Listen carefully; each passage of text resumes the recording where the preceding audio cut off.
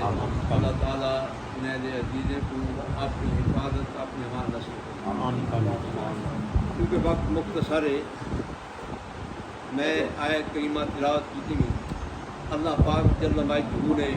ارشاد پاک فرمائے کہ میرے کو نماز پڑھ دیں ہر نماز پہ دعا کرو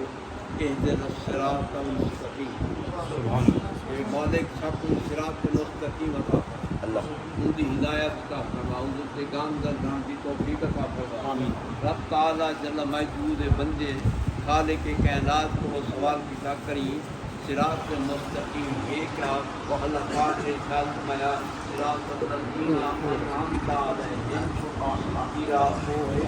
میں لوگ ہی راہ ہے جنہیں لوگ سے میں خالق کائنات کا نام نہ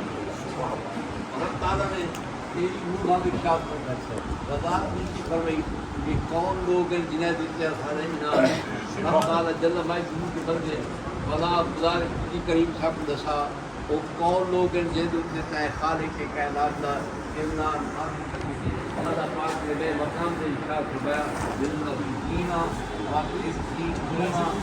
شہدائے والصالحین فرمایا سب سے پہلا گروہ جن میں خالق کے کائنات کا انعام ہے سیدھا پہ اور قیامت تک کی طرح